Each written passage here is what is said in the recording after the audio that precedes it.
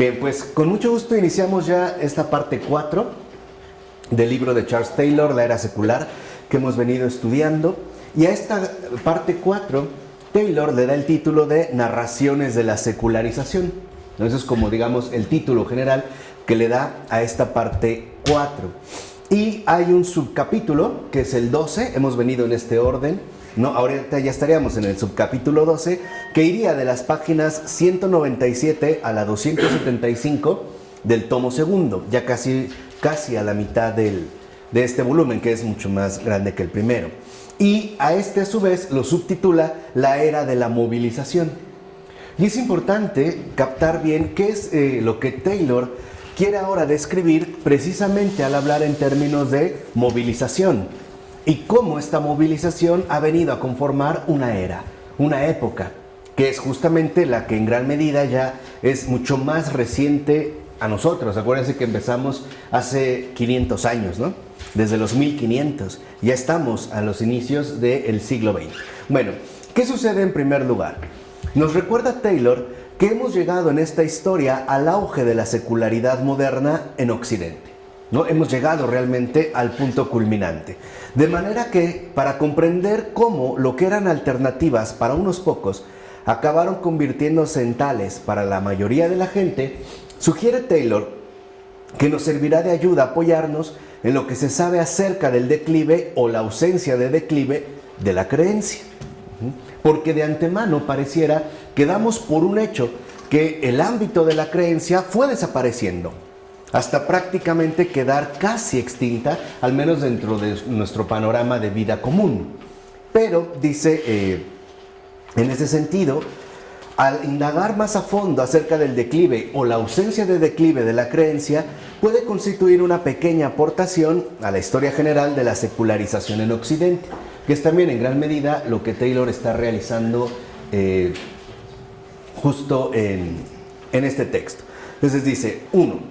Podríamos caer en la tentación de pensar que la condición espiritual de la élite pasó a ser la de las masas en buena medida por difusión, que es también lo que a veces muchos suelen mencionar. Por ejemplo, primero, debido a la expansión de la educación normalizada y la respectiva extensión de la alfabetización, ¿no? Como que lo que en un primer momento era algo reducido a las élites, ya vimos, ¿no? Estas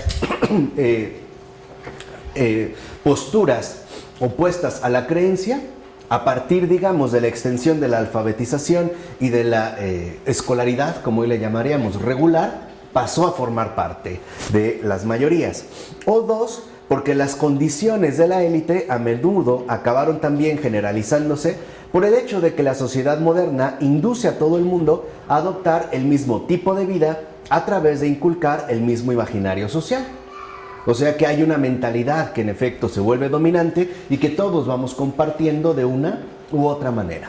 O 3, debido a la penetración de los medios masivos de comunicación, que ahora son electrónicos en todas partes, ¿no? Esta sería, digamos, una manera, o ha sido una forma para explicar el declive de la creencia y sobre todo el paso del rechazo de Dios de parte de las élites, ahora como una alternativa disponible para toda la gente, prácticamente, ¿no? Para todos nosotros. Dice Taylor, es verdad que todos estos factores han desempeñado un papel importante al respecto, sobre todo en los últimos años. O sea, no podemos aplicar, por ejemplo, estos criterios a el pleno siglo XIX. Más bien tendríamos que entenderlo a partir de mediados del siglo XX. ¿No? Recuerden que es muy importante la recuperación del sentido histórico. Dice, pero la verdadera senda que nos trae desde allí hasta aquí ha sido mucho más atropellada e indirecta de lo que es capaz de recoger la teoría de la difusión, que es justo lo que en un primer momento Taylor está tratando, no de refutar, pero sí de reformular, ¿no? De plantearlo en términos mucho más precisos. Dice, para empezar, es importante darnos cuenta que en una serie de países las prácticas religiosas se incrementaron en el siglo XIX y en ocasiones también lo hicieron en el XX. O sea, no podemos decir que ya a partir precisamente del siglo de la Ilustración, en el siglo XVIII, con el siglo XIX hay como una especie, ¿no?, de declive imparable. No es así.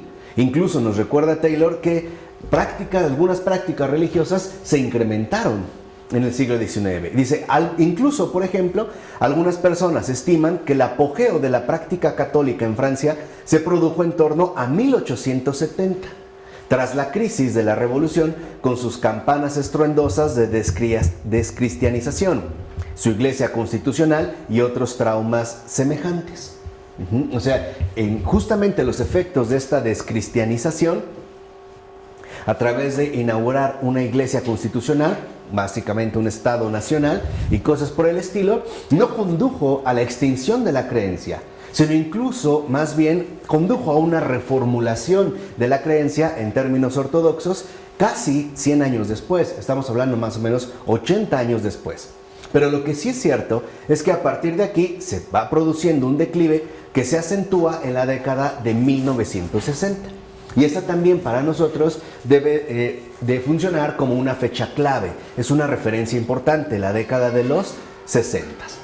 Dice, de igual manera, las cifras de afiliación a las iglesias aumentan en Inglaterra durante el siglo XIX, antes de que se produzca un paulatino descenso que se acelera tras la Segunda Guerra Mundial y de hecho se precipita absolutamente después de la década de los 60. Entonces vemos cómo tanto en Francia, por ejemplo, como en Inglaterra, que son dos referencias fundamentales para entender la cuestión en Occidente, también hay una afiliación a las iglesias, que después de la Segunda Guerra Mundial va en declive y otra vez se intensifica a partir de la década de los 60. Después veremos por qué, pero es un poco para ir planteando el panorama. Entonces, en estos casos, todos los intentos y esfuerzos anteriores por remodelar la iglesia se dirigieron a incrementar los niveles de la práctica ortodoxa, es decir, el catolicismo. ¿Qué significa esto? Y esto ya nos puede dar ciertas luces. En estos periodos, más que una extinción radical de la creencia, lo que hubo fue una búsqueda incesante de reformular la ortodoxia. O sea, volver de nuevo al catolicismo original. No me refiero en un sentido cronológico, no en el sentido protestante de estas comunidades ideales de un pasado idílico, no. Simplemente volver de nuevo a lo esencial, en tanto esto representaría justamente el perfil fundamental del catolicismo. Y por ello no es casual que si uno indaga un poquito, podremos ver que el siglo XIX y sobre todo el siglo XX, es más, podemos afirmar el siglo XXI, ha estado condicionado por enormes conversiones de todo tipo de gente a la Iglesia Católica. Es más, curiosamente a lo que se suele, por ejemplo, suponer, ahora en el siglo XXI, llevamos 16 años de este nuevo siglo XXI, básicamente las conversiones más radicales, en el sentido de ortodoxas, a eso es a lo que me refiero, o sea, que han vuelto de nuevo a lo esencial, vienen especialmente de élites intelectuales, en Occidente, en Europa. De hecho, hay un texto recién publicado que se llama Los grandes conversos de la era contemporánea. Y vienen de las élites. O sea, ya no solamente se limitan, por ejemplo, a una cuestión popular o netamente mayoritaria. Ni siquiera en Inglaterra. Porque sabemos que, en efecto, en Inglaterra, a partir ya de la aparición concreta de alguien como John Henry Newman, quien a su vez está, digamos, como enraizado espiritualmente en San Pablo de la Cruz, quizás sin que Newman lo supiera en su momento, porque en el siglo XIX, hacia finales del XVIII, San Pablo de la Cruz, que es el fundador de la Orden de los Pasionistas, aparte de los 3 votos ortodoxos que se solían utilizar, ¿no? Obediencia, pobreza y castidad, decidió incluir uno más dentro de esta orden, y era la conversión de Inglaterra. El retorno de toda la isla, como él le llamaba, a la iglesia católica. Y uno de los grandes sueños de San Pablo de la Cruz era ir directamente a Inglaterra a evangelizar, pero nunca lo pudo hacer. Pero uno de sus discípulos más cercanos, llamado Domingo Barbieri, que ahora actualmente es beato, él sí fue enviado a Inglaterra. Y cuando John Henry Newman atraviesa esta crisis de fe, porque se da cuenta de que el anglicanismo al que pertenece es insostenible y que más bien es una herejía, contrariamente a lo que él pensaba, y cuando él busca, digamos, el que sea recibido en la Iglesia Católica, quien lo recibe es Domingo Barbieri, el enviado precisamente de San Pablo de la Cruz. Quien lo recibe ahí, Newman se pone a llorar y de rodillas. Lo acoge como un padre. Experimentó, digamos, la paternidad y la maternidad acogedora de la Iglesia Católica. Y a partir de Newman, también dentro de las élites, vinieron grandes conversiones como las de Chesterton, o J.R.R. Tolkien, o Hilary Belloc, entre muchos otros, que ahorita no es como, digamos, abarrotar de nombres, pero sí que entiendan que esta beta dio paso a que en efecto el siglo XX fuera testigo, sobre todo la segunda mitad, de enormes conversiones, incluso en masa, de los anglicanos a la Iglesia Católica, incluido su propio clero.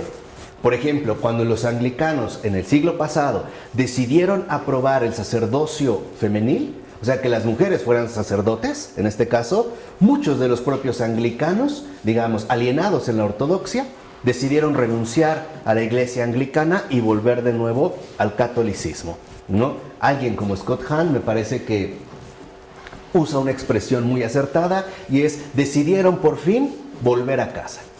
Y a los que están entre que sí que no, lo que les podemos decir en esta ocasión es: los estamos esperando y con los brazos abiertos. Somos pacientes, pero esta es su casa. ¿Okay? Entonces, el último gran empuje del catolicismo francés, anterior al afán descristianizador del siglo XIX, fue la Contrarreforma del siglo XVII, que incluso consiguió llegar a personas que antes eran prácticamente marginales y logró integrarlos. Recuerden que la postura ilustrada del siglo XVIII era elitista, solamente se reducía a las élites, ¿no? Tanto intelectuales como sociales. Sabemos que eran grandes despreciadoras del pueblo, de la gente común, ¿no? Del ciudadano de a pie. Bueno, estas contrarreformas lo que hicieron era precisamente llegar a lo que antes no era tomado en cuenta, al menos por los movimientos de élites, ¿no? Dentro de los movimientos justamente de la Contrarreforma. Entonces, por ejemplo, un objetivo claro de quienes llevaron a cabo tales movimientos y misiones de recuperación, tanto en Gran Bretaña como en América, era impedir la difusión y transmisión de la cultura religioso-metafísica de hecho fracturada, es decir, errónea, de las capas sociales más altas, la inteligencia, para quienes la no creencia era una opción real, pero que no lo era en realidad para quienes no pertenecían a tal gremio. Entonces, esta contrarreforma, estos movimientos misioneros, lo que tenían como objetivo era prevenir a las personas de que cayeran en la trampa que había formulado un cierto grupo de élite. Vamos a decirlo así, que las ideas ponzoñosas o envenenadas, es decir, erróneas, de las élites que habían decidido que la no creencia sí es una opción real, que incluía obviamente el rechazo de cualquier práctica religiosa, incluso el rechazo de la existencia de Dios, lo que buscaban estos misioneros, vuelvo a insistir, era que la gente no se viera atrapada por este tipo de redes. Porque sabían perfectamente bien, lo mismo que nos recordó Chesterton en pleno siglo XX, que una idea no es neutral. Una idea se propaga, aunque nosotros muchas veces ni siquiera sepamos de dónde proviene. Pero en pocas palabras, las ideas no son inofensivas, sino que generan efectos, sobre todo en nuestros imaginarios, ¿no? En nuestros modos de pensar, y por lo tanto también van a incidir en nuestro modo de vivir. Por eso se dieron estos movimientos misioneros, ¿no? De prevención y también de protección. En pocas palabras, era una cruzada contra el error, una cruzada justamente contra el engaño. No tenía nada que ver, como a veces se sostiene falsamente y sin ningún tipo de fundamento, una especie de cruzada política para ganar territorios y por lo tanto limosneros, en el sentido literal, de alguien que pidiera una limosna para seguir incrementando los tesoros del Vaticano, ¿no? Cosas así realmente, mejor así lo dejamos. Ajá. Y este fue el objetivo, en efecto, del catolicismo francés de la Restauración, de los esfuerzos, por ejemplo, de un Chalmers en Escocia a principios del XIX, y también de los movimientos evangélicos que aparecieron en Inglaterra a finales del siglo XVII. Ya había, digamos, era como un movimiento, dijimos, preventivo. Darse cuenta que las ideas que estaban brotando de la inteligencia no eran inofensivas y que en efecto involucraban vamos a decirlo así, un riesgo grave de error y por lo tanto de poner en riesgo la propia alma, no la individual, la de todos. Ahora bien, se pregunta Taylor, ¿por qué triunfaron estos movimientos allá donde sí lo hicieron? ¿Y por qué todo se vino abajo en las últimas décadas? ¿Qué pasó? O sea, ¿por qué tal parece que estos movimientos en efecto lograron realizar su objetivo, ¿no? Defender la ortodoxia, pero al parecer en las últimas décadas todo se viene abajo? Dice, podemos apreciar que la década de 1960 o sus alrededores es un momento crucial en muchos países del mundo occidental. En este sentido, por supuesto, que el gran enigma de la teoría de la secularización sigue siendo Estados Unidos de Norteamérica, que de hecho es justo de Estados Unidos donde el efecto de la movilización, que se acuerdan el subtítulo con el que hemos empezado esta exposición, se ha, digámoslo así, como transmitido a todo el mundo, por lo menos claramente al mundo occidental, aunque ahora ya sabemos que también ha tenido incidencia en el mundo no occidental. Nos estamos refiriendo al ámbito de Medio Oriente y lo que antes era, por ejemplo, el bloque soviético, ¿no? Las repúblicas socialistas soviéticas, el bloque del comunismo. Sabemos que al derribar el muro de Berlín, estamos hablando en 1989, no solo se eliminó una frontera simbólica, sino ante todo la ampliación de un mercado que funcionara bajo las mismas reglas. Pero no solo el propósito es económico, también es, en este sentido, ideológico. Y en eso es algo que debemos de detener. O sea, de Estados Unidos no solo recibimos, por ejemplo, la vanguardia tecnológica, sino también las ideologías dominantes. Y esto también es algo que hay que tomarlo en consideración. Entonces dice Taylor, bueno, ¿qué sucedió? ¿Por qué esta sociedad norteamericana destaca de forma tan notoria con respecto a los otros países atlánticos y transatlánticos? Y lo primero que comienza ahora ya indagando Taylor es un lugar común afirmar que nuestra civilización se ha producido algo llamado secularización de entrada, ¿no? Aunque a veces esto sea tema de discusión entre los especialistas. Si realmente, digamos, dentro de los ámbitos académicos se discute si se ha dado un verdadero proceso de secularización o no, o cómo definirlo, etc. Pero en este caso lo importante o el problema fundamental consiste en definir exactamente qué ha sucedido. Y eso es lo que precisamente Charles Taylor quiere desentrañar en esta ocasión.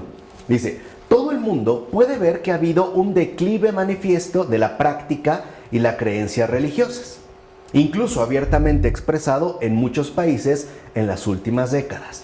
Esto es cierto, ¿no? Hoy hay gente que lo menciona diciendo que las iglesias, por ejemplo, están vacías o que cada vez cuentan con menores seguidores o fieles.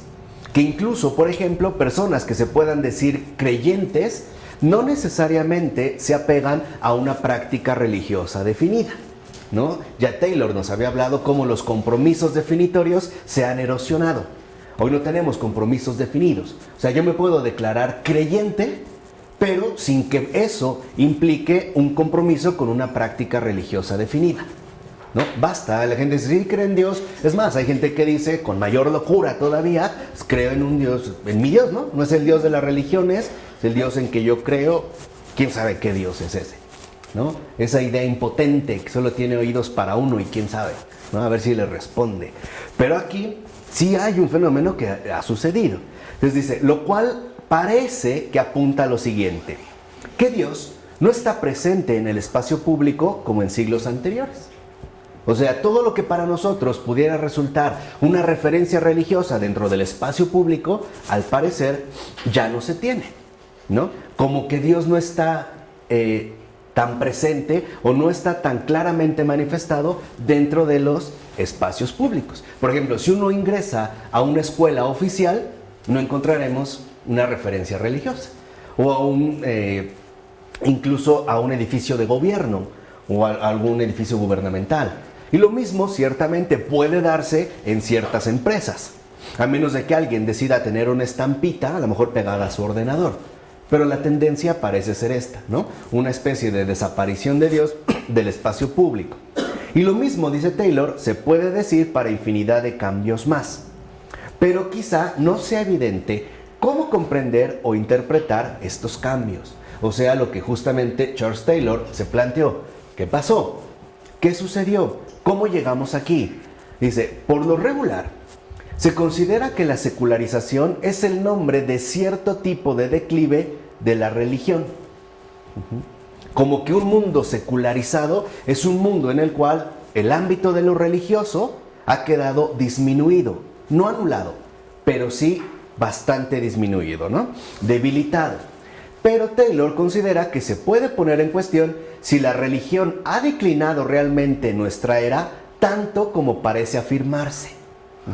Y esto también es un aspecto muy fundamental. Dice, incluso aceptando que no ocupa ya tanto espacio, se puede uno preguntar si alguna vez lo ocupó. Y esto es fundamental. Tenemos una especie de conciencia histórica deformada. Tendemos a suponer, y se acuerdan cuando dijimos que el mayor riesgo de los calvinistas era haber imaginado una comunidad cristiana, apostólica, perfecta e idílica, y que esto era justamente uno de los peores engaños del protestantismo. Aquí con ello tiene que ver todavía esta tendencia a idealizar sin fundamento un cierto pasado. O sea, al decir que hoy, eso es lo que nos quiere hacer pensar Taylor, si decimos que hoy la religión como que ha perdido fuerza, es porque pensamos que antes la tenía completamente. Pero esa es la idea falsa de los ilustrados. Cuando hablaban, por ejemplo, de la Edad Media como la edad oscura de la superstición, donde todo tenía que ver con lo religioso. La verdad es que no es cierto. No hay tampoco, digamos, este aspecto absoluto. Esa era la manera, acuérdense, que la trampa fundamental de los ilustrados y de hecho de los inteligentes contemporáneos es siempre moverse en base a contrastes polarizados. Lo vemos, ¿no? Para los ilustrados es el siglo de las luces. Todo lo que no pertenece al siglo de las luces es oscuro, oscuridad, ¿no? Siempre se mueven en base a estos contrastes polarizados. Pero lo fundamental es, a ver, si recuperamos el sentido histórico, ¿por qué insisto tanto en el sentido histórico? Que esa es la gran enseñanza que al menos yo recibí de Charles Taylor. Es tomarse en serio el misterio de la encarnación. No podemos seguir viviendo bajo este efecto desencarnado, como que queremos historias sin carne, acontecimientos cronológicos sin entender bien qué es lo que ha sucedido y cómo es que ha sucedido. Hoy queremos dar como saltos. No es así, porque lo que está de fondo, en efecto, es nuestra realidad misma, ¿no? Los hechos concretos que se han ido generando a lo largo de lo que solemos llamar historia, como un desarrollo continuo, muchísimo más complejo de lo que nosotros podríamos llegar a imaginar. Por eso Taylor plantea, en otras palabras, se puede poner en cuestión nuestra imagen de una época dorada de la religión, comúnmente identificada como una era dorada de la fe, que a veces pareciera que nuestros abuelos tenían muy presente, ¿no? Como si en realidad antes el mundo hubiera sido un gran monasterio y toda la gente hubiera sido devota o fanática, o como quieran. La pregunta es, ¿en serio había eso? O más tajantemente, ¿en serio existió esa época dorada, idílica de la fe? ¿Esa época gloriosa de los cristianos perfectos? No creo. Lo dudo. Ni siquiera en los mejores momentos de la iglesia se ha alcanzado esta perfección, porque no es el objetivo. Entonces, lo primero que tenemos que aprender es no dejarnos ya guiar por marcos incuestionados de comprensión. Tenemos que reformular desde dónde abordamos las cosas. O sea, ¿cuáles son nuestros presupuestos? Hoy la gente le llama prejuicios. Y algo de cierto hay en eso, porque es un juicio adelantado sobre las cosas. Es por decirlo de otra manera. Hoy no solo tenemos que plantearnos lo que vemos, sino desde qué óptica lo estoy adoptando. ¿Cuál es esta óptica? Porque muchas veces nuestro propio enfoque ya está distorsionado. Como el hecho de suponer que en efecto, ¿no? Se pudo haber dado una era dorada de la fe. Y esto prácticamente es un vil engaño, porque por eso han aparecido los nostálgicos del pasado. ¿Quiénes son los nostálgicos del pasado? Aquellos que sueñan con una era pasada que ya les es inalcanzable, pero que era bellísima, pero que lamentablemente no les tocó vivir. Y entonces su alma solo se suele llenar poco a poco de nostalgia y melancolía. Es que antes las cosas eran de esta manera, todo era como muy lindo, pero esa es una idealización fantasiosa. Y están lo que podríamos llamar los progresistas fantasiosos. Los que piensan que no, que el mundo en realidad ahorita no ha alcanzado ese estado extraordinario al que está llamado a conseguir, pero que lo logrará más que adelante. Pero mientras nos jodemos, porque el momento presente está horrible. Entonces, aquí es donde se caen muchas veces en dos tentaciones. Querer huir hacia el pasado o querer evadirse hacia el ¿qué? Futuro. Y esto es una grave tentación. Porque lo que nosotros debemos de entender es que el momento presente que nos toca vivir es precisamente el mejor momento de todos para nuestra propia existencia. La razón es muy sencilla. Porque en nuestro mundo presente es como podemos llevar a cabo el cumplimiento de nuestra misión. El triunfo del amor de Dios en todas las épocas y bajo cualquier tipo de circunstancia. No necesitamos, en pocas palabras, tratar de tener condiciones favorables para que la caridad triunfe. Eso es lo que les quiero decir.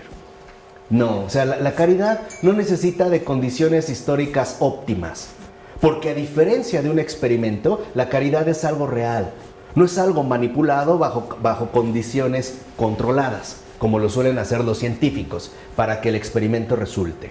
No, la caridad no es un experimento, la caridad es una realidad concreta, que ha triunfado en cualquier época, bajo cualquier circunstancia y bajo cualquier condición. Esta es la alegría de vivir el momento presente.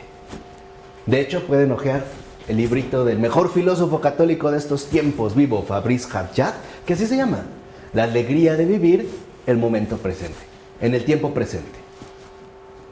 Y nos ha despertado, él siendo judío, converso de nombre árabe y confesión católica, nos ha venido realmente a abrir los ojos sobre muchos aspectos o situaciones que han pasado desapercibidas precisamente para nosotros. ¿Qué país es? ¿Él? Francés. Bueno, tiene la nacionalidad francesa. Nació en el norte de África.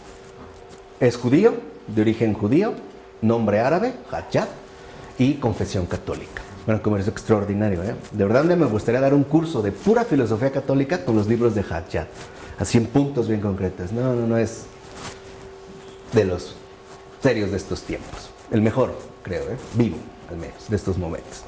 Y vivo desde hace mucho tiempo. O de los mejores desde hace mucho tiempo. Pero lo fundamental es esto. No tenemos que salir huyendo.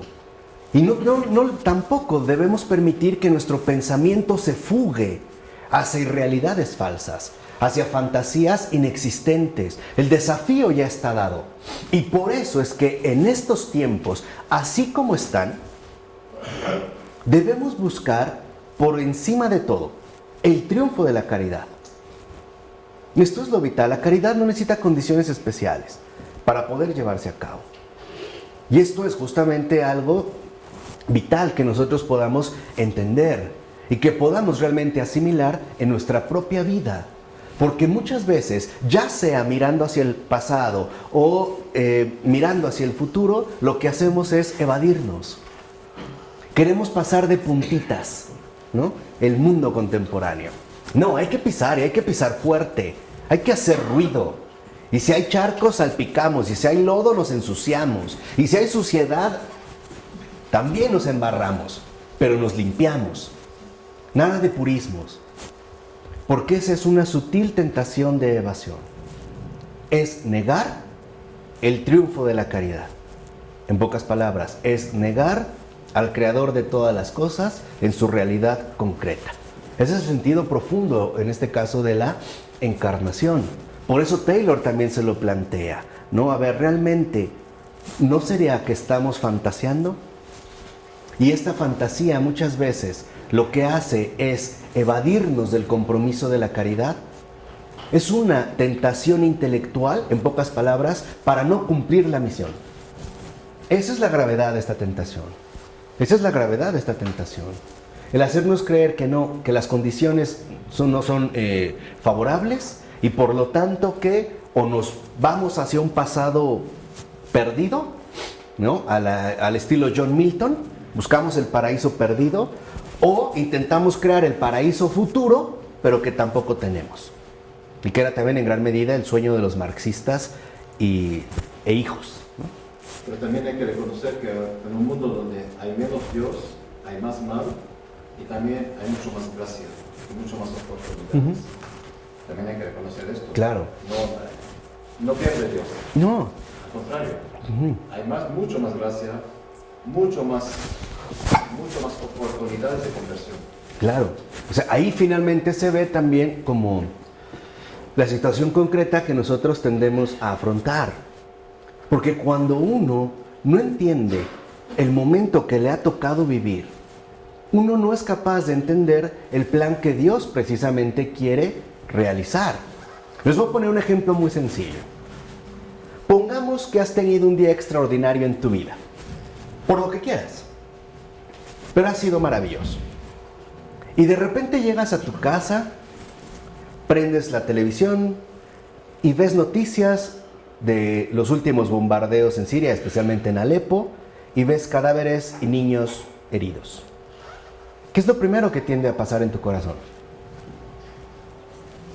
Piénsalo, tristeza, ¿no? Incluso hay quien se puede decir, ¿cómo puedo yo ser feliz si estas personas están sufriendo tanto, ¿no? Bajo lo que nosotros vemos a través de una pantalla, ¿no? Con un mensaje.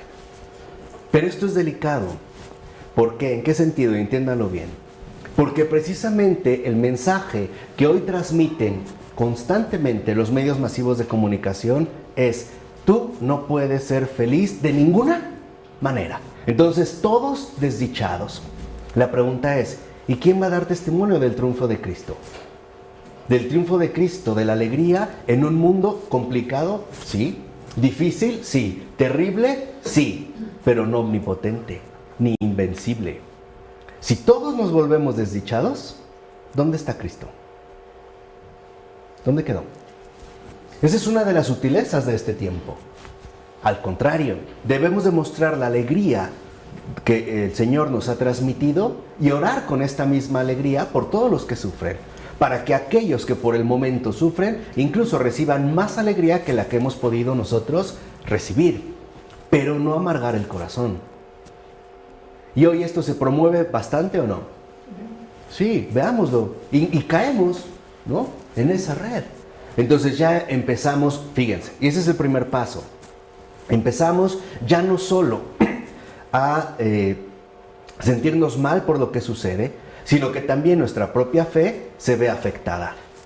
Pero si Dios, ¿por qué permite esto? Pero Dios, ¿por qué? Si es bueno, ¿por qué permite que gente muera, niños inocentes? Y vean, allá hay otra idealización. Los niños son puros. No, no son puros.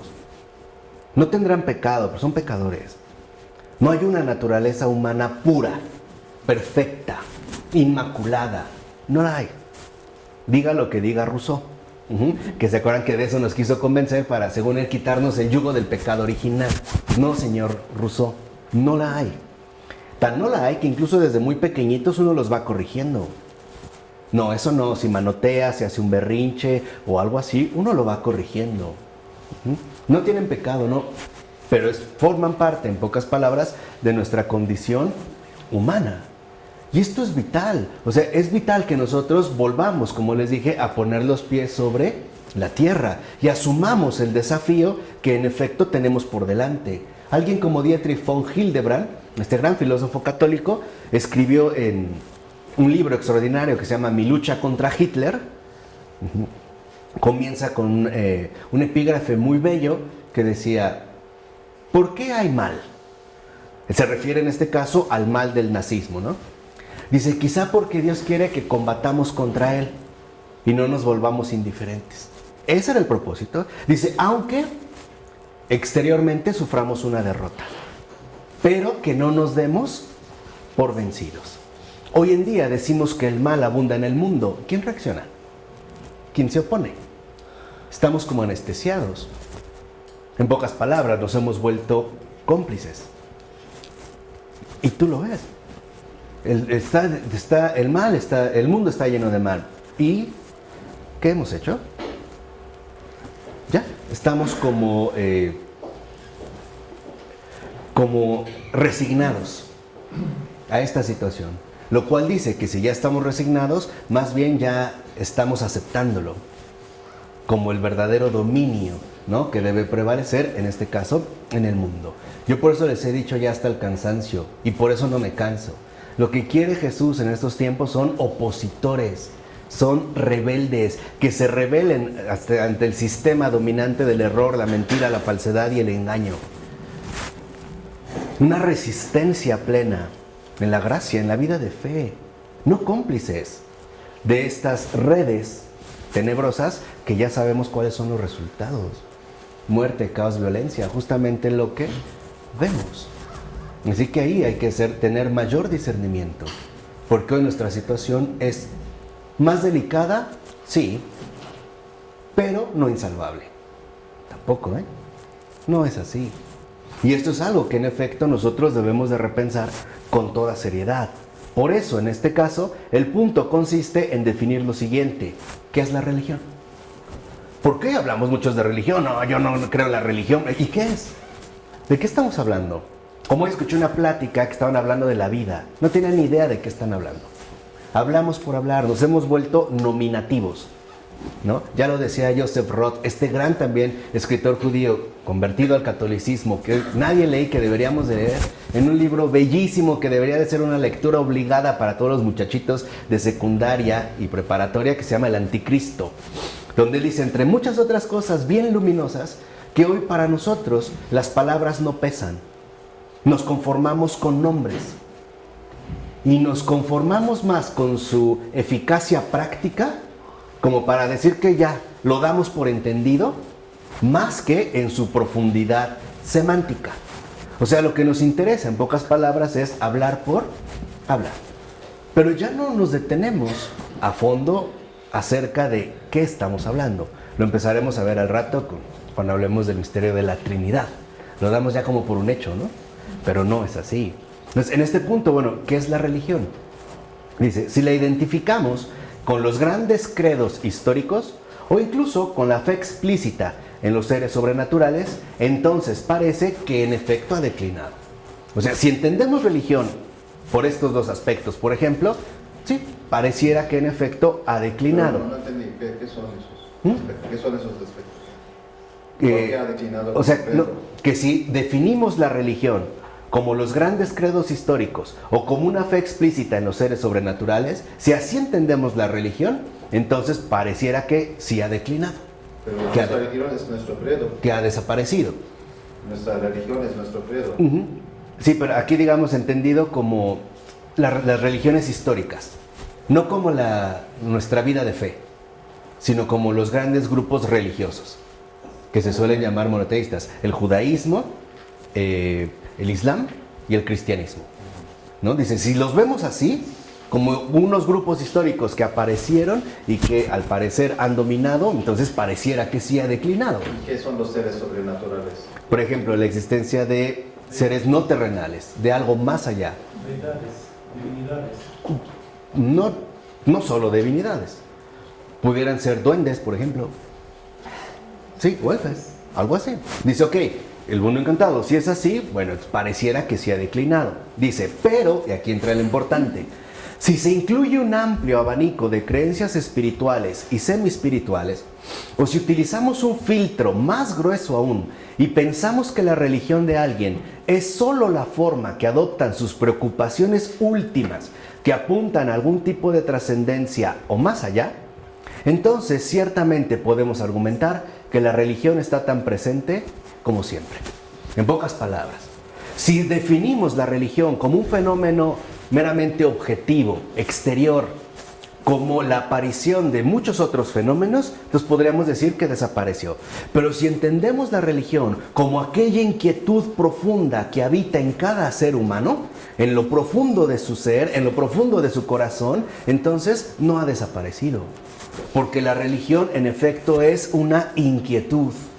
Y esto hay que entenderlo en un sentido pleno. La religión es una inquietud que está en busca de. Es esta inquietud que en efecto trata de alcanzar por lo menos vestigios, señales, algo de trascendencia o de un más allá que pueda colmar este anhelo insaciable que ciertamente todos poseemos. Quizá hoy en día no lo percibamos tanto por toda la serie de distracciones que tenemos, pero esta inquietud no ha desaparecido. O sea, si realmente entendemos la religión como esta ligación con un más allá, entonces la religión, dice Taylor, en ese sentido, está igual de presente que siempre. Y otra pregunta fundamental, ¿cuál es el pasado con el que nos estamos comparando? ¿Cuál pasado? ¿Lo conocemos? ¿Realmente nos hemos tomado la molestia, ¿no?, de indagar a fondo en este pasado? ¿Realmente nos hemos tomado la molestia de estar ahí? Como un estar ahí que a lo mejor me dice, pero ¿cómo puedo estar yo en la Francia de los 1800? Bueno, investigando, estudiando, profundizando, no dejándome llevar por 2, 3 frases sueltas, o mucho menos por la opinión de alguien que aparte de ingenuo es perezoso, que ni siquiera se tomó la molestia de indagar a fondo.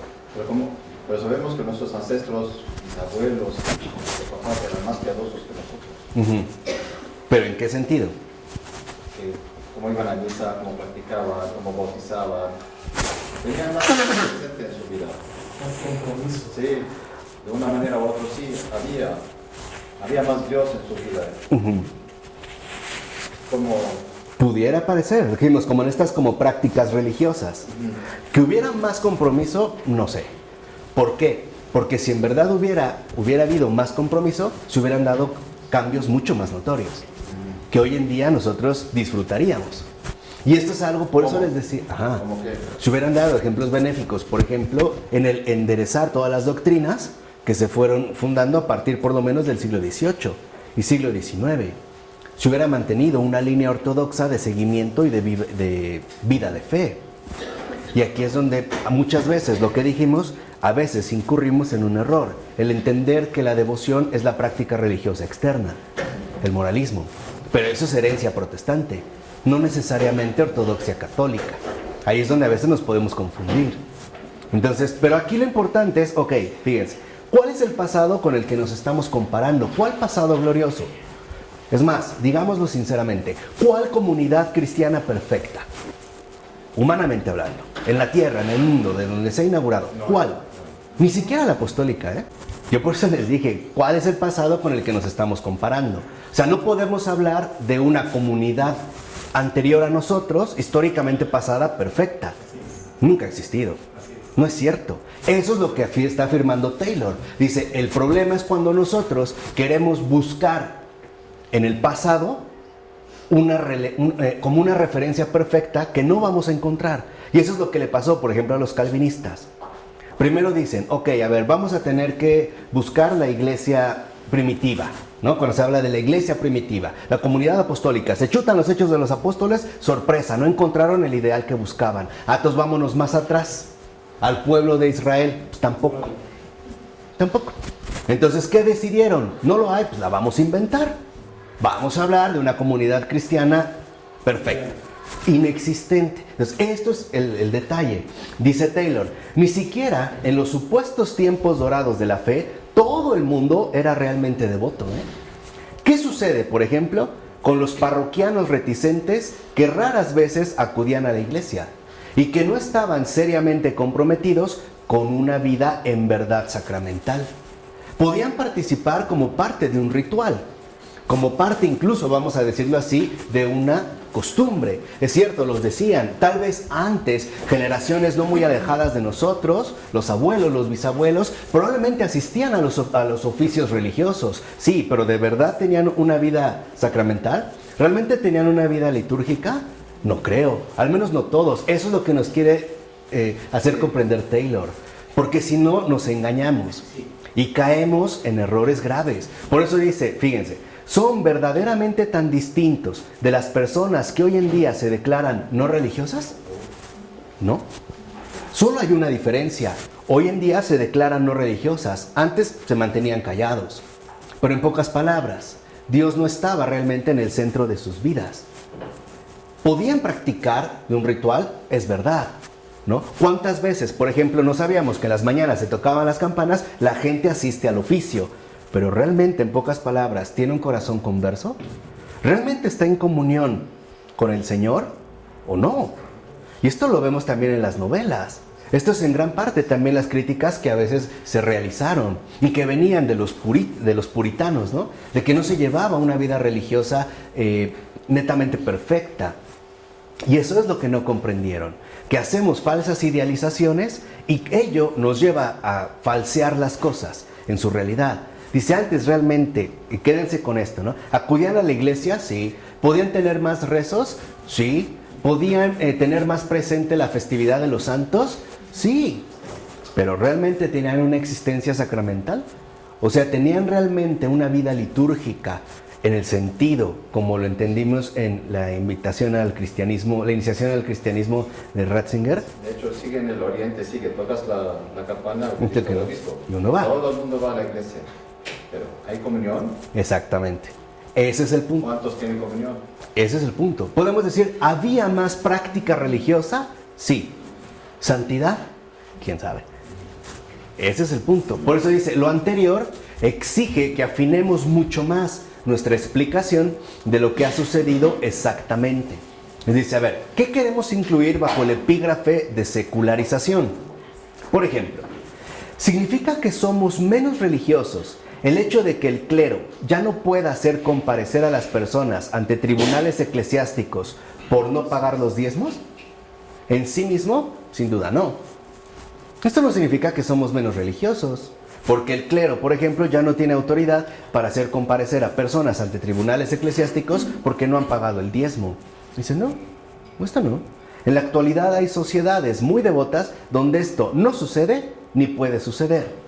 Y por supuesto, ningún papa ni obispo podría lograr ya que un gobernante hiciera penitencia de rodillas, como sí le ocurrió a Enrique II de Inglaterra y al emperador Enrique IV del Sacro Imperio Romano Germánico. Ellos sí, su penitencia era de rodillas y era una cuestión pública. Hoy esto no sucede. Lo que dice Taylor es que esto no pase significa que entonces somos menos religiosos. De hecho, algo así, fíjense desde entonces, era ya imposible de hacer cuando Enrique VIII de Inglaterra arremetió contra la Iglesia Católica con su acta de supremacía, o cuando las tropas del emperador Carlos V saquearon Roma. Ya estas, digamos, supuestas afinidades o cercanías ya no estaban tan claras, ya no eran patentes. Y es más, si uno quisiera entender a partir de cuándo se da esta separación entre, literalmente, ¿no?, la iglesia en el sentido pleno y el Estado en sentido pleno o el imperio, lo podemos ver a partir de Carlomagno, el siglo IX. De ahí sí, ya hay una situación distinta. Pero vean, es todavía mucho antes. Y eso no significaba que toda la gente en este sentido fuera precisamente religiosa u ortodoxa. Ahora, hablamos también de la gran era la gran era de los mártires, ¿no? De la fe. ¿Cuántos mártires? Sí, pero también ¿cuántos apóstatas? No todos accedieron al martirio. No todos. Seamos sinceros. No eran todos heroicos. No, ya quítense esa mentalidad de Carlyle, ¿no? A lo heroico. No, también hubo muchos apóstatas. ¿Qué hay de Juliano el apóstata?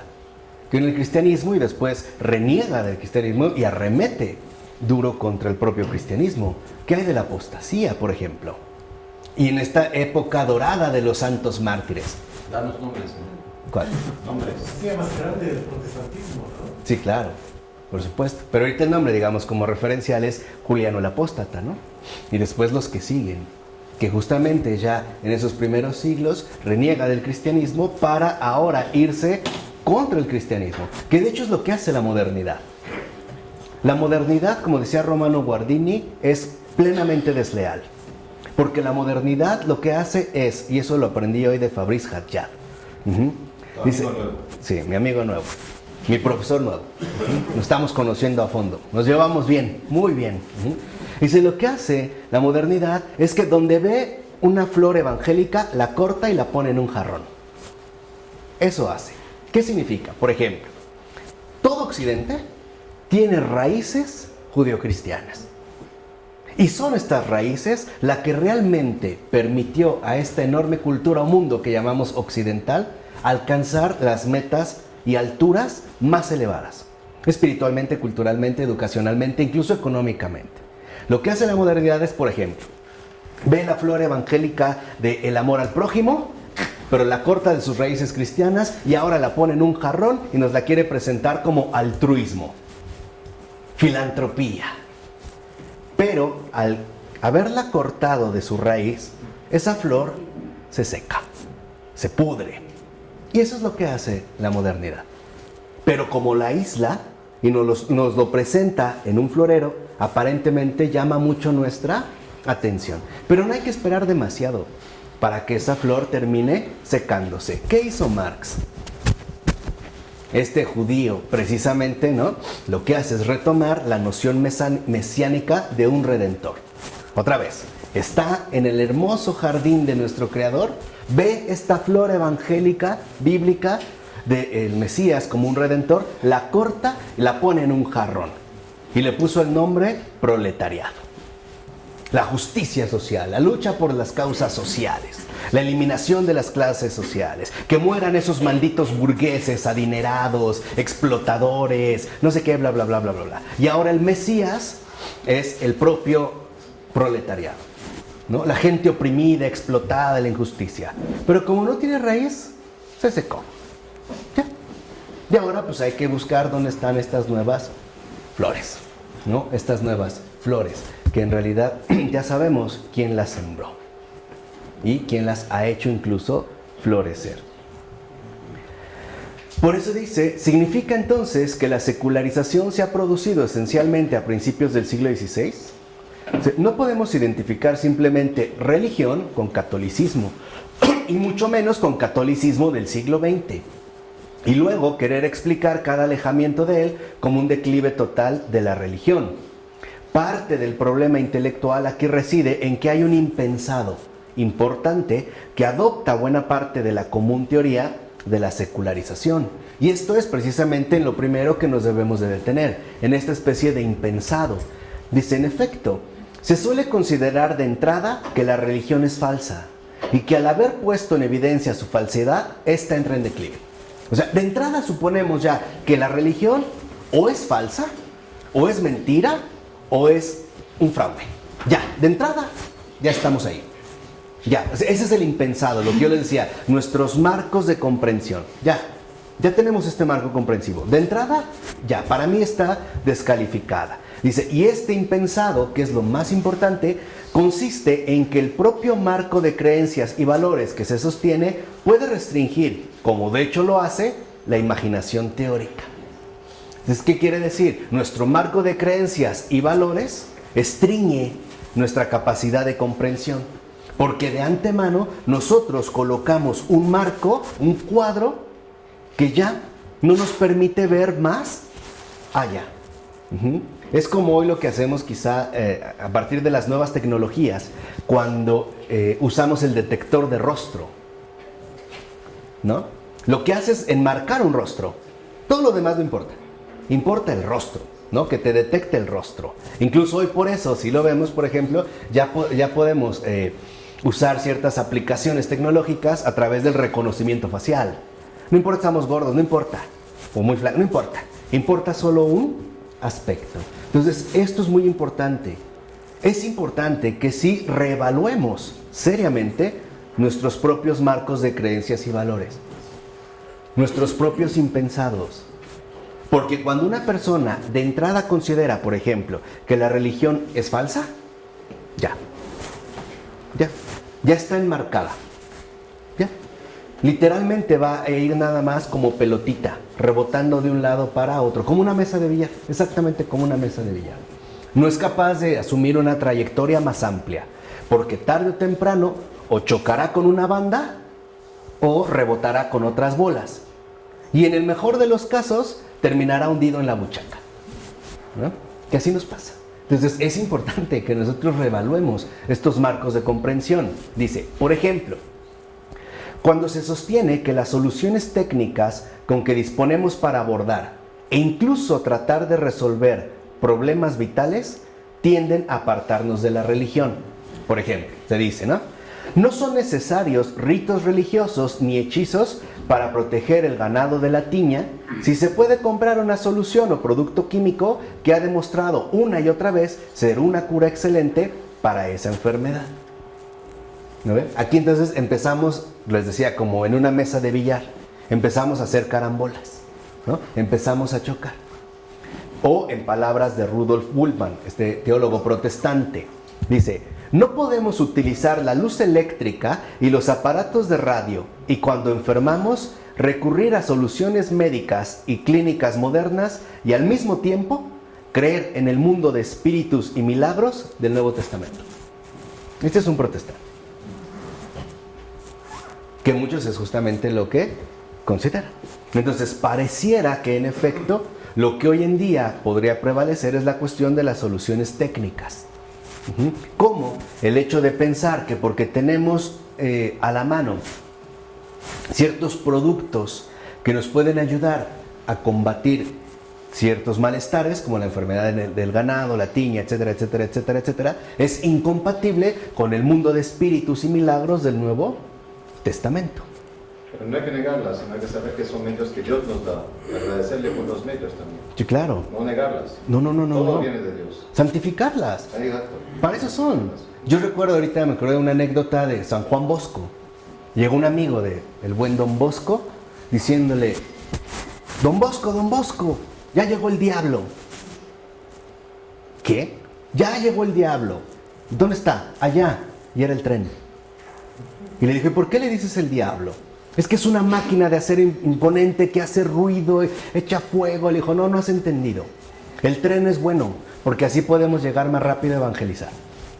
Esa era la santificación. Eso es lo vital aquí. Pero lo que quiero que entiendan es que muchas veces, a partir de nuestros marcos de creencias impensados, pareciera que entramos en dos mundos completamente separados.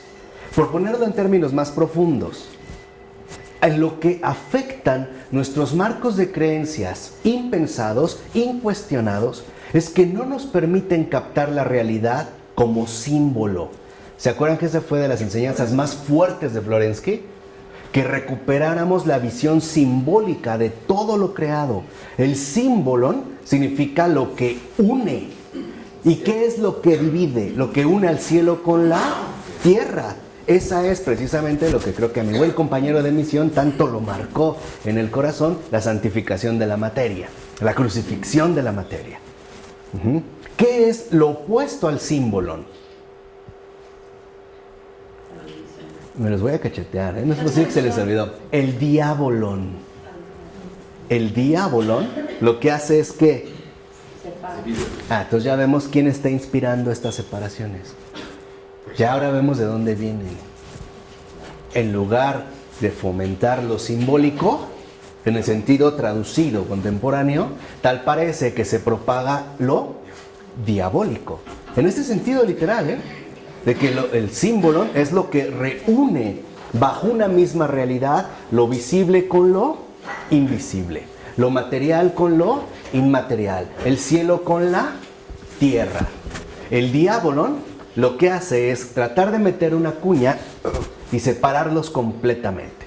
Esto está clarísimo en la primera tentación de Jesús en el desierto. He estado de verdad, aparte, meditando mucho en esas tentaciones y cada vez encuentro más. Pero eso está clarísimo en la primera tentación. Si eres el Hijo de Dios, dile a esta piedra que se convierta en pan. O sea, no importa Dios. Sí existe, pero no es importante. Importa el pan, ahí está dividido. Lo que el estómago pide, ¿no? No tienes que fijarte en otra cosa. Lo que divide, lo que separa. En este sentido, nuestra cultura contemporánea es diabólica. ¿Sí se entiende por qué? Quítense esas cuestiones puritanas de que ahí anda el mal en todos lados y es el chamuco. No, esto no es fundamental. Lo fundamental es que veamos como, por ejemplo, dice, no son necesarios, ¿por qué tenemos esto? Como si por un lado estuviera la religión y por otro lado las modernas tecnologías con las que podemos contar. Eso es el punto. ¿Qué quiere decir? Que el error consiste en que lo simbólico se busca destruir. Y cuando se atenta contra lo simbólico, lo que queda o el residuo es lo diabólico. Ya no tenemos símbolo, sino diabolon. ¿Vale? Dice, vean, por eso dice Taylor, pero esto es confundir el desencantamiento del mundo con el declive de la religión. Y por lo tanto, volver a tergiversar la compleja y en ocasiones contradictoria relación entre las religiones dominantes de nuestra civilización occidental, el judaísmo y el cristianismo, y el mundo encantado. Estamos confundiendo dos cosas completamente ¿qué? Diferentes, completamente distintas. Dice, por eso es importante recordar que cuando entramos al ámbito intelectual de las explicaciones y las interpretaciones, lo que hoy en día se llama hermenéutica, en términos filosóficos, y que la hermenéutica proviene del estudio y análisis de los escritos bíblicos, cuando entramos al ámbito intelectual de las explicaciones y las interpretaciones, no podemos dejar en la puerta y para siempre nuestros marcos impensados de referencia, ya que dichos impensados no entran como premisas conscientes que podamos fácilmente eludir, sino que siguen moldeando nuestro pensamiento a un nivel más profundo. Por lo regular, este nivel más profundo, donde se encuentran ya arraigados nuestros marcos impensados de referencia, solo se puede acceder a través de la oración. Si lo quisiéramos hacer a través de una manera netamente intelectual, simple y sencillamente no podríamos, porque no es ahí donde están funcionando. De entrada nosotros, al parecer, ya abordamos ciertas cuestiones que queremos explicar e interpretar a partir de estos marcos impensados. Por eso alguien como Edmund Husserl buscó poner remedio a esta situación al proponer un paso fundamental en la investigación de la verdad que se llama epogé.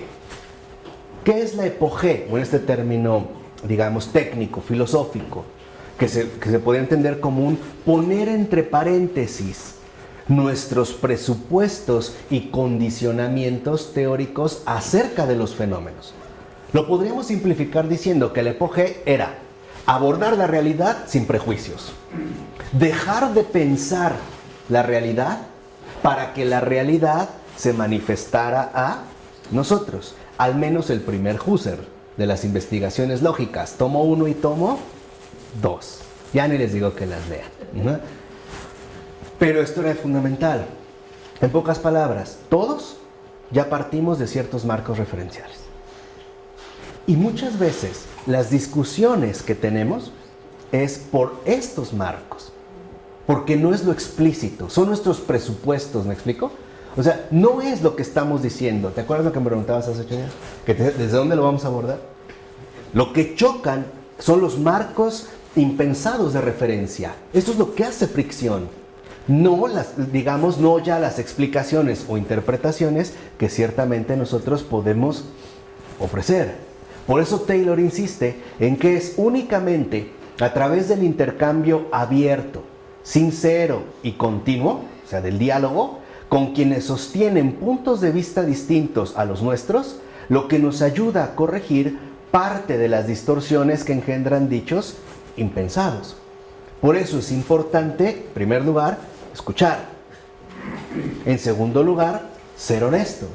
Y no atrincherarse de entrada bajo mis propios marcos referenciales impensados.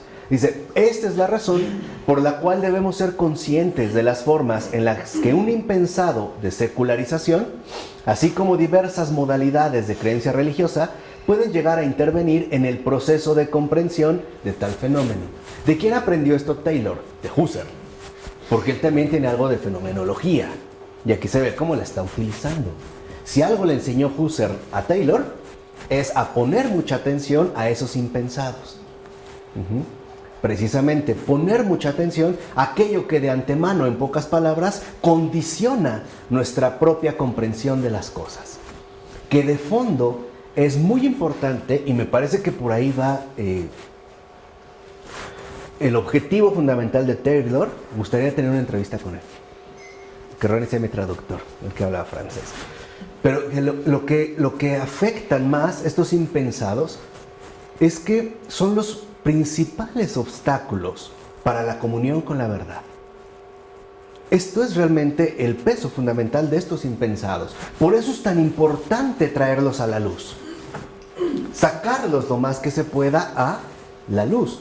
Porque si no, nosotros ya tenemos ciertos condicionamientos que no nos permiten ir más allá. Que no nos permiten recibir más de lo que nosotros en ese sentido podemos pensar o sospechar. De hecho, tratándose de la secularización, es posible detectar la operación, fíjense, de uno de estos poderosos impensados.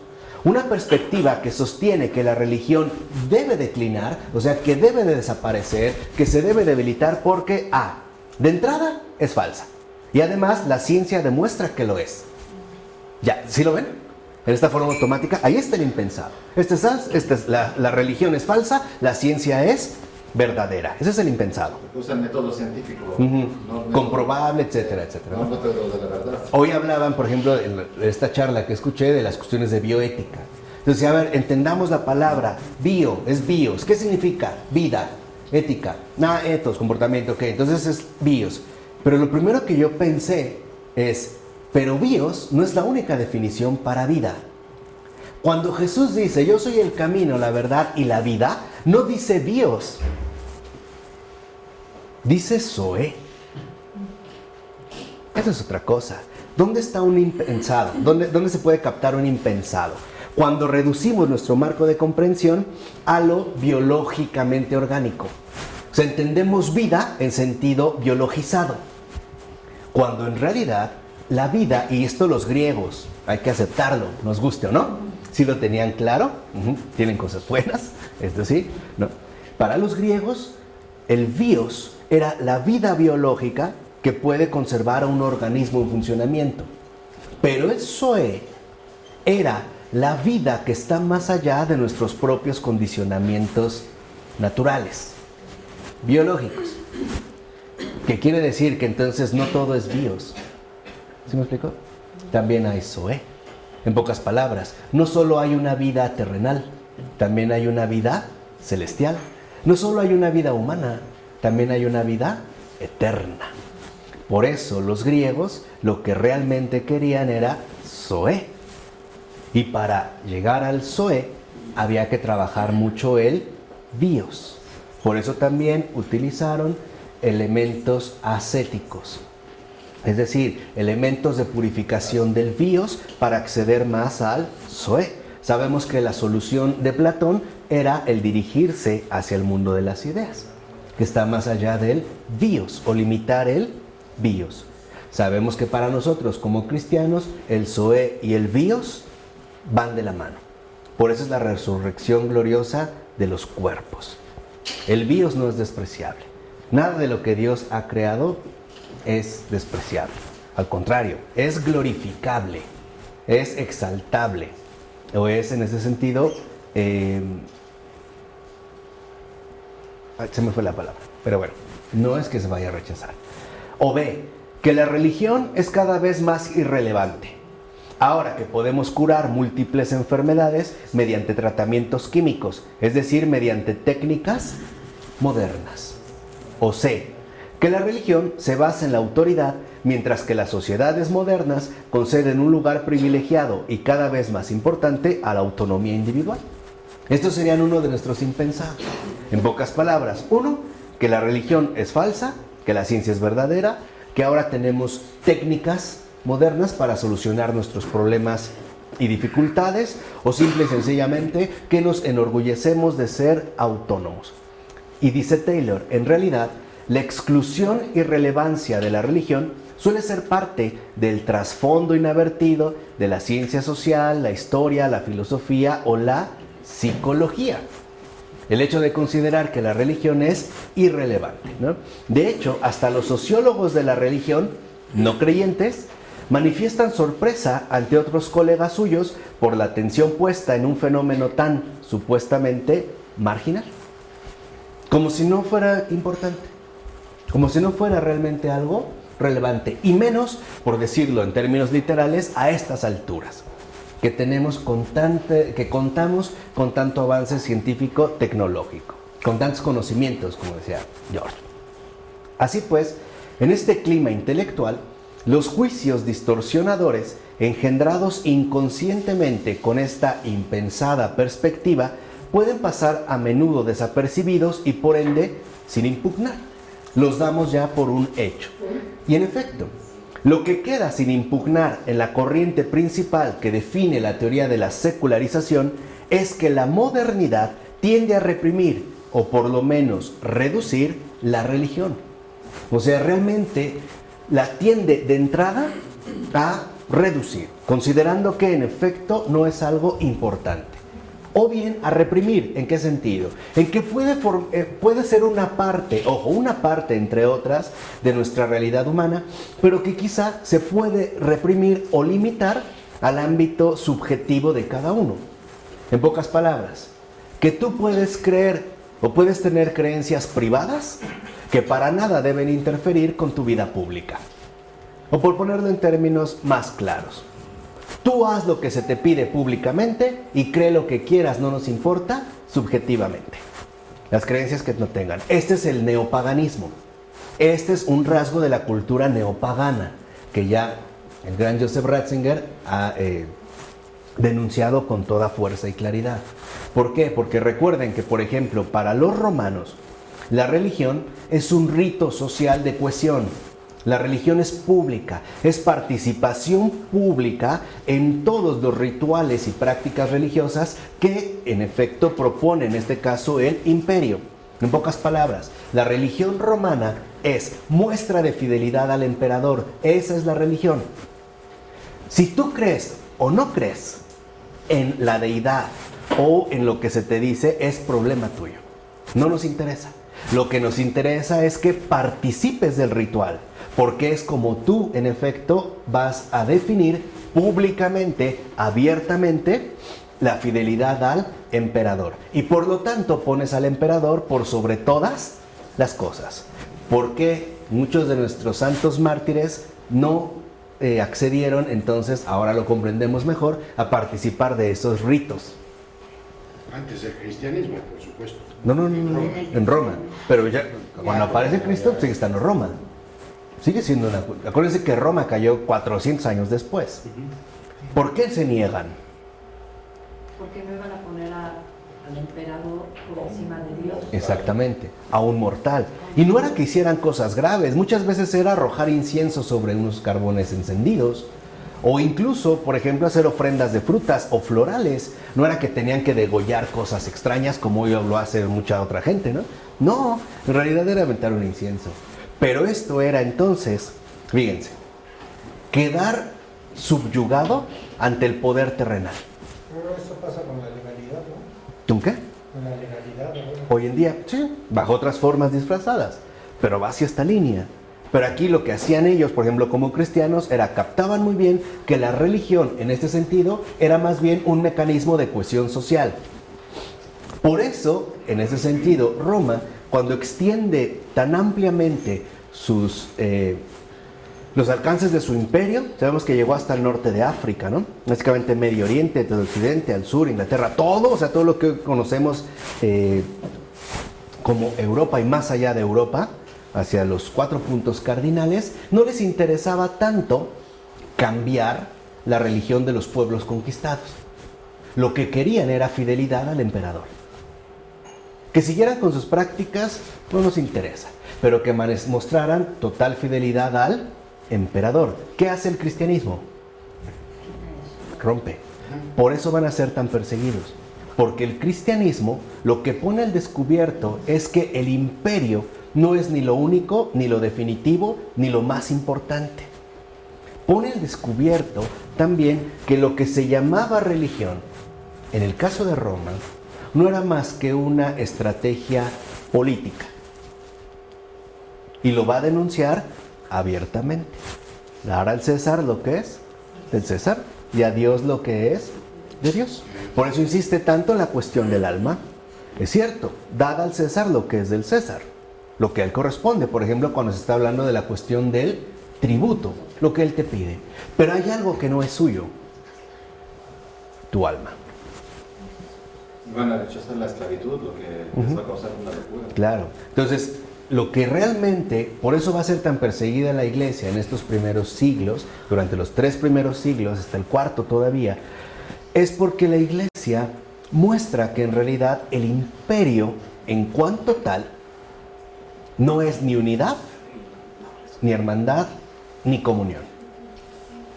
Que en realidad lo que ahí se llama como religión es un mecanismo de cohesión social para que los habitantes se mantengan esclavizados bajo el poder del imperio. En este caso, bajo el poder de la figura del emperador. Y por eso para los romanos era también muy importante el codificar todo este imperio bajo términos jurídicos que permitieran el regular, condicionar la acción de todos los habitantes. Lo que hoy llamamos un código penal.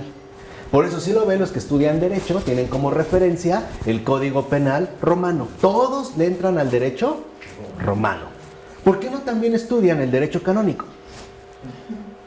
Claro, lo deberían de leer a la par. Sería muy sano, aparte, ¿no?